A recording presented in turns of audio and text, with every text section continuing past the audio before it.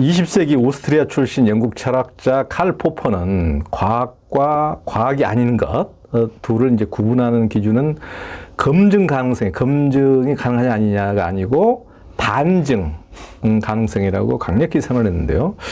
우리 상식과 반대로 느껴지는 이 포퍼의 주장이 홍 교수님은 옳다고 본다고 하셨는데 그 이유가 무엇입니까?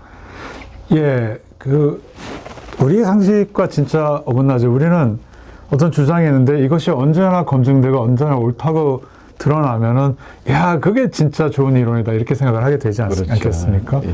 근데 칼 포퍼에 의하면은 아예 그게 바로 그 이론이 엉터리라는 증거다라고 이제 주장을 하죠.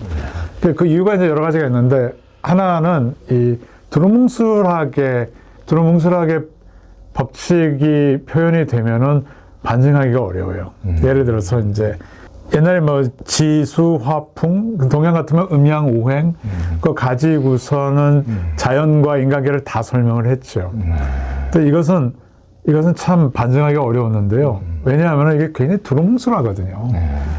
아니, 음에 해당되는 게 뭐고 양에 해당되는 게 뭔지 기분 내킨 대로 하기 마련인데 그래서 예측했는데 잘 안 되면 그거 살짝 바꾸면 돼. 뭐 이런 식으로 해가지고 그래서 두루뭉실하게 하기 때문에 잘 안 되는데 예를 들어서 두루뭉실하게 하면은 언제나 검증이 되고 반증이 잘 안 되는 예가 제일 좋은 게 이제 점성술 같은 건데 서양에는 이제 고전적인 예가 있습니다. 근데 이제 우리한테 흔한 거를 이제 하자면 예를 들어서 어디 가서 점을 보러 갔는데 당신 내일 동방의 동쪽에서 온 귀인을 만나 이렇게 딱 나온 거예요. 해가 딱 나왔어요.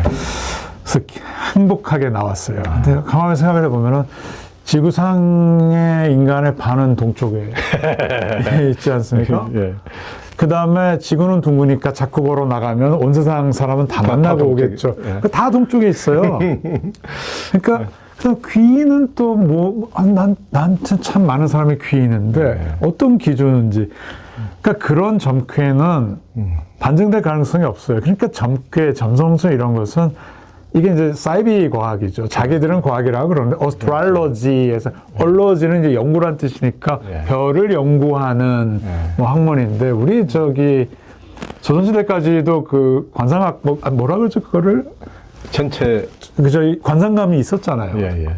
그래서 이제 별의 운행을 보고서는 뭐 내일 뭐 행차를 나가시면 안 됩니다. 뭐 이러 그랬는데 그거는 이제 반증이 안 돼요. 반증이.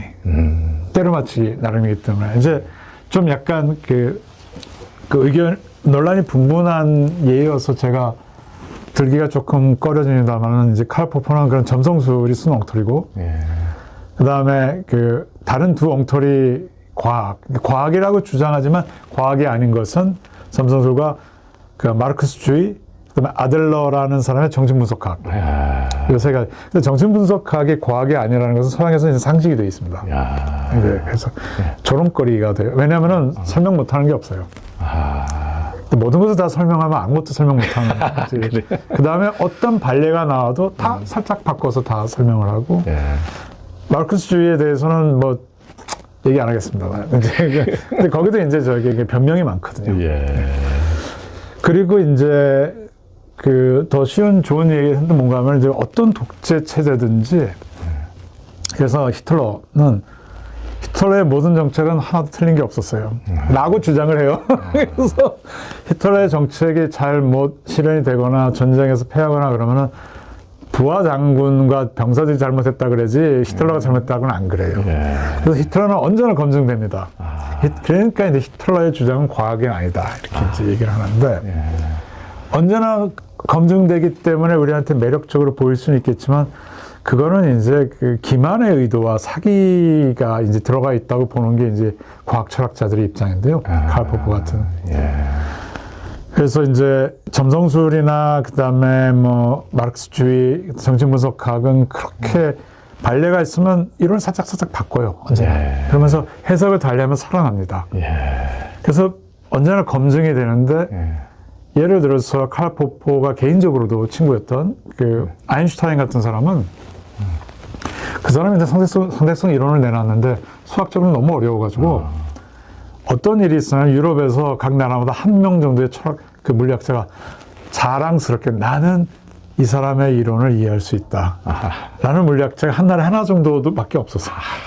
그 다음에 아인슈타인이 그 상대성 이론으로 그 무도벨상을 못 받았어요. 왜냐하면은 그 스웨덴 할리먼 학자들이 이해를 못해서 나중에 광량자설 다른 걸 좀 이해하기 쉬운 걸로 받았는데 그때 뭐라 그랬냐면은 그래 내 이론 이해하기 어렵다. 그런데 내 이론에 의하면은 저러저러한 현상이 벌어져야 된다. 예를 들어서 빛이 태양과 같이 거대한 중력을 가진 물체를 지날 때는 그 중력 때문에 휘어야 한다. 라고 예측을 했어요. 이 예측이 검증되면은 난 내 이론을 계속 유지하겠지만 만약에 반증된다면 나는 내가 틀린 거니까 버리겠다라고 솔직하게 나왔어요. 아주 깨끗하게 숨기지 않고. 근데 이게 반증이 안 되고 검증이 됐어요. 1920 몇 년에 일식이 있을 때 영국에서 과학자들을 인도에 보냈어요. 그래서 인도에서 그 일식이 관찰이 가능했기 때문에. 그랬더니 평소에 일정한 거리라고 알려져 있던 두 별이 낮에는 안 보이는데 일식이 있었기 때문에 이게 보였던 거예요. 근데 더 멀리 떨어져 있게 보였어요. 거리가 나타나는데. 왜냐하면은 빛이 태양을 지날 때 살짝 휘게 되거든요. 이렇게. 그래서 지구에 도달하는데 사람들은 빛은 직진한다고 믿기 때문에 이렇게 휘니까 여기쯤 있다고 생각하게 되는 거예요. 여기도 여기쯤 있다고 생각. 그러니까 평소보다 멀리 있게 보인 거예요. 이야, 아인슈타인이 옳구나. 그래서 이제.